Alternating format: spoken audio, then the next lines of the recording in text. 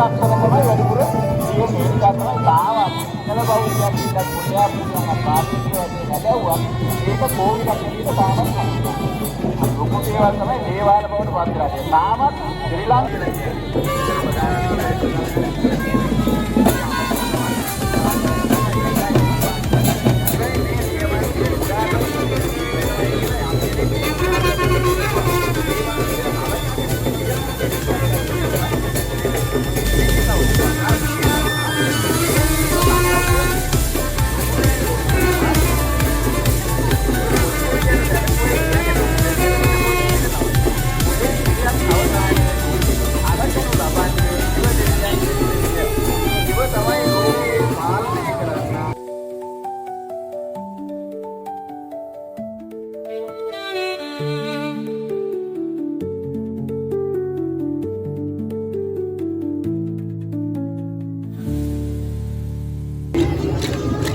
அடியவர்கள் எமது சைவ மெய்யடியார்கள் பௌத்த மெய்யடியார்கள் கூறியிருக்கிறார்கள். வீதியின் இரு மரங்களில் முக்கியமாக இந்த கப்பல் பெருமான் அவரோடு சேர்ந்து பார்வதி அம்மாவும் அருகிலே திருமலைகளிலும் இருப்பவர்கள் கைகூட்டி போல இன்றைய நாள் இந்த தருணம் எல்லா மக்களுக்கும் ஒரு எடுத்துக்காட்டாக இருக்கின்ற ஒரு மாவட்டமாக இந்த மத மக்களும் சமூக நல்லிணக்கத்தை புரிந்து கொள்வார்கள், அவற்றை வழிபடுவார்கள், ஆதரிப்பார்கள். அவர்களும் எடுத்துக்காட்டாக இருக்கின்றது என்பதை நினைக்கும் பொழுது உண்மையிலே மகிழ்ச்சியாக எங்களை வரலாற்று காலங்களை குறிப்பிட்டிருந்தார்கள். வரலாற்று காலங்களை எடுத்துக்கொண்டால் உண்மையிலேயே எமது பிரதான தோழர்களின் வரலாற்று நகரத்தை எடுத்துக்கொண்டால் அங்கே திருநாளை சென்றிருக்கின்றன. சோழர் பிரதான நகரத்திலே அங்கே பௌத்த விகாரைகள், எப்பெருமான் ஈசனின் ஆலயங்கள் 15க்கு மேற்பட்ட ஆலயங்கள் இருக்கின்றன. அவற்றில் நகர வரம் பெறுகின்ற பொழுது பௌத்த மக்கள் எப்பெருமானை வரவேற்று அங்கே பரிபூர்ண கும்பம் வைத்து எப்பெருமானை வரவேற்றிருக்கிறார்கள் என்பதை வரலாற்று சான்றுகள், கல்வெட்டுகள், இதிகாசங்கள், இவ்வாறு வரலாற்று சுவடிகள் என்பன எடுத்துக்கொள்கின்றது, வரலாற்றை பேசுகின்றது. இதை நான் பேசவில்லை, வரலாறு இருவரும் காலங்களிலும் இவர்கள் வழிபட வேண்டும். அத்தோடு பரிபூர்ண கும்பங்களை வைத்து வரவேற்க வேண்டும். முன்பு பார்த்த அதே சமய சமூக நல்லிணக்கத்தை நாங்கள் வரும் காலத்திலாவது காண வேண்டும் என்பது எனது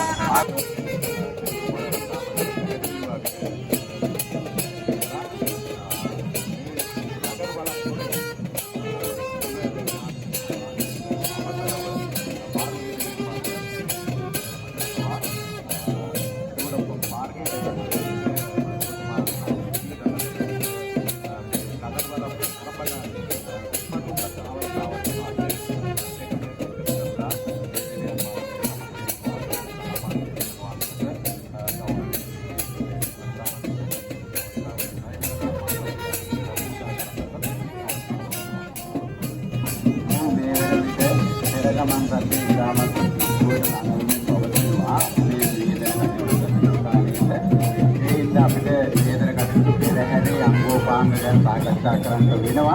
පෙරහැර මේ ස්ථානයේ ගමන් කරන වෙලාව ඊට පෙර අපි ඇත්තටම තවත් කියක් කරන්න ඕන. මම හිතේ අපේ සමාජ මාධ්‍යය ඉඳලා මොකද මේක අද ජාත්‍යන්තරයට යනකම් මේ පෙරහැර ගෙනිච්චි අන්තර්ජාලය හරහා මේ වැඩේ කරන්නේ අපේ සිංහල මීඩියා ආයතනය, ඒ වගේම අපේ ඕගස් මීඩියා ආයතනය, ඒ වගේම අපේ ජේඑස් මීඩියා ආයතනය පොළොන්නරුව මේ කට්ටිය එකතු වෙලා තමයි මේ වැඩේ කරන්නේ. අද අන්තර්ජාලය හරහා මුළු ලෝකෙ කොහේ ඉන්න ඕනෑම කෙනෙකුට ඕන බලා ගන්න පුළුවන් වෙන විදිහේ සජීවී විකාශයක් සිද්ධ කරනවා. පොළොන්නරුවේ විශේෂී මේ අවස්ථාව ලෝකෙටත් අපි ගෙනියන්න වැඩ කරලා තියෙනවා. ඒක විශේෂයෙන් මතක් කරන්නට ඕනේ.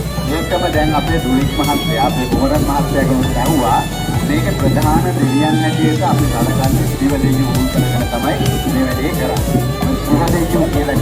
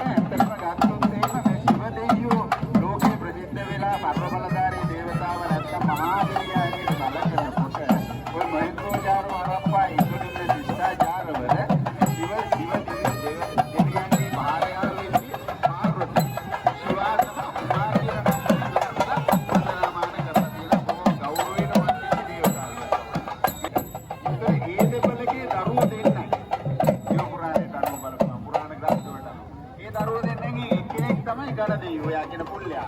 ගණේශ ගණදෙයියෝ ගණේශ දෙක ඉස්වාගේ වෙන්නේ මේ ඩයලොග් කරුවක් කරන්නේ.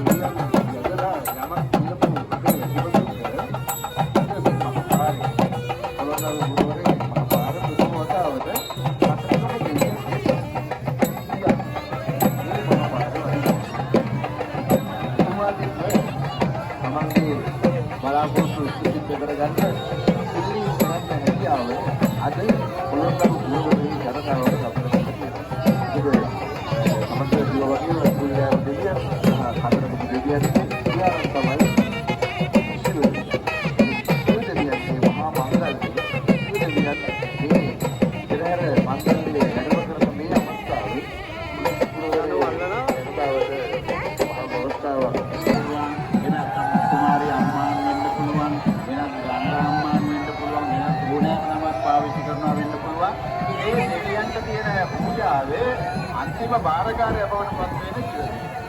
ඒ නිසා සිව දෙවියන්ට තියෙන පූජාවත් අනිකුත් දෙවියන්ට තියෙන පූජාවත් සමාන ආනිසංස සමාන ඵල ගෙන දෙන පූජාවන් හැටියට තමයි සැලකන්නේ. ඒ නිසා දුලික් මාත්‍යා කිව්වා වගේ කාට හරි කෙනෙකුට අවශ්‍ය නැහැ.